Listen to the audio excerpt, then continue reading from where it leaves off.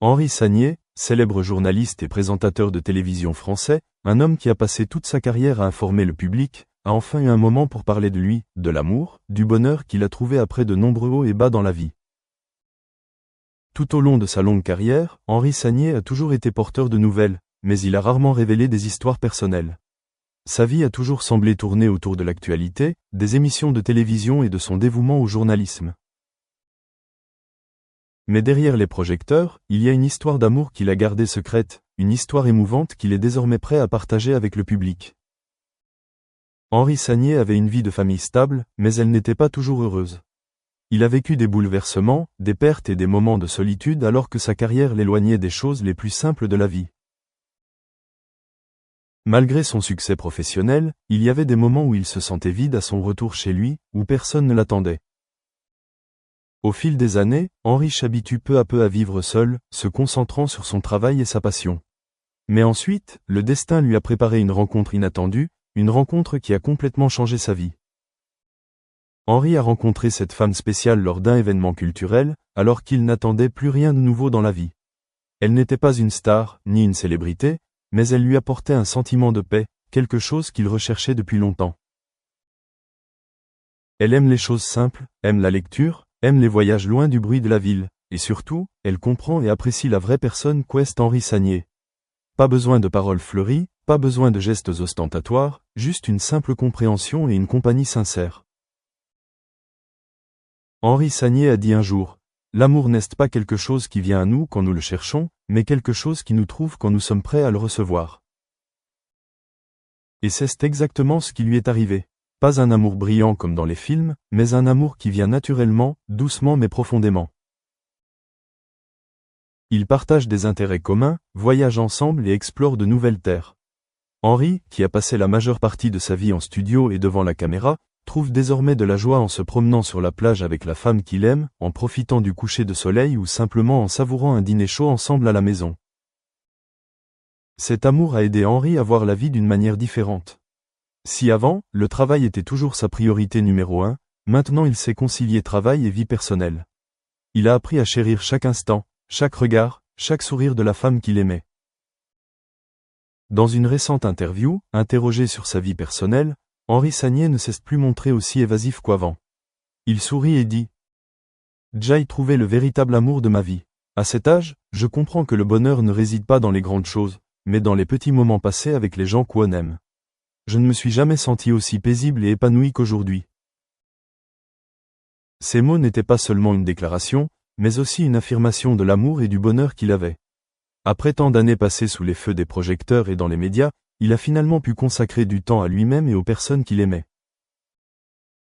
Ce n'était plus un Henri Sagnier qui ne connaissait que le travail, mais un homme qui vivait les jours les plus heureux de sa vie.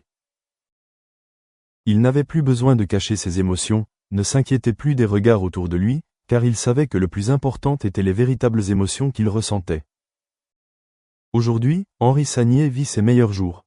Il n'avait pas seulement un compagnon, mais aussi un véritable foyer, un endroit où il pouvait revenir après de longues journées, un endroit toujours rempli de rire et de chaleur. Même si l'âge peut changer beaucoup de choses, pour Henri, l'amour n'a pas de limite. Il croit que chaque nouveau jour est une opportunité d'aimer et d'apprécier ce qu'il a. Et avec tout ce qu'il a traversé, Henri Sagnier peut désormais affirmer qu'il est véritablement heureux. Il a trouvé le véritable amour, un amour calme mais durable, un amour qui suffisait à lui faire croire que le bonheur était réel.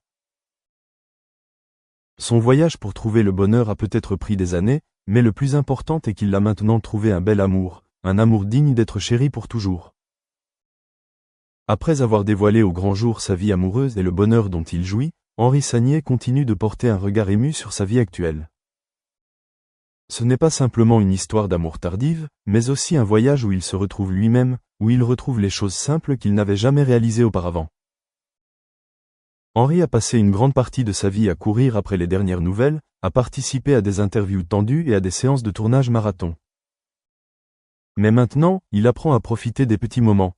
Une matinée avec son amoureuse pour siroter un café, une promenade sur la plage ou simplement assis ensemble à regarder le coucher de soleil disparaître derrière les arbres. Ces choses semblaient autrefois si normales, voire un peu ennuyeuses, pour quelqu'un qui vivait dans l'effervescence de l'industrie des médias.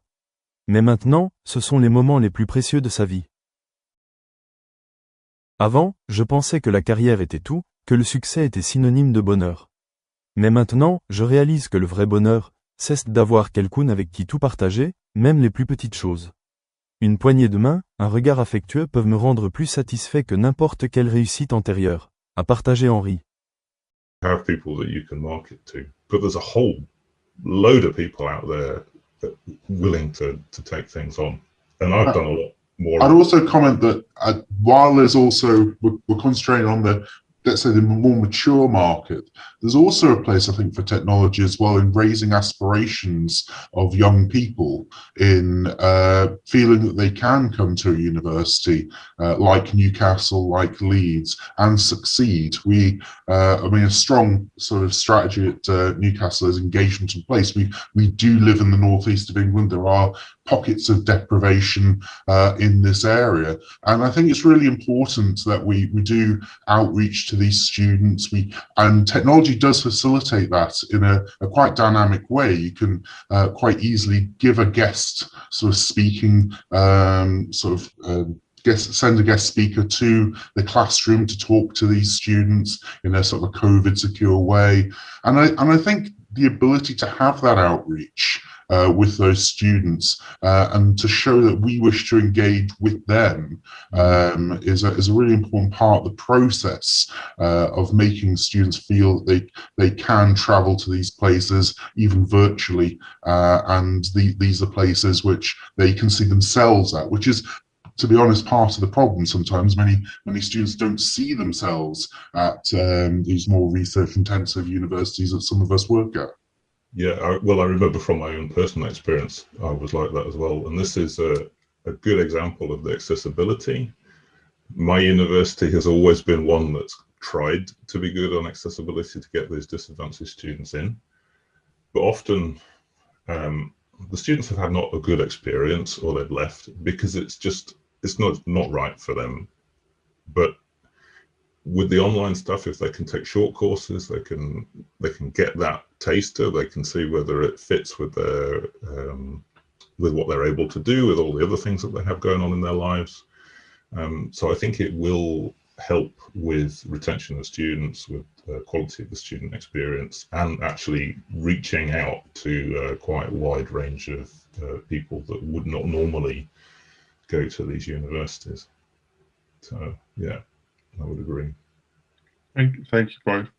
Neil, I was wondering if I saw you nodding away. It's just the perils of Zoom. I can kind of peer into people's reactions while others are talking.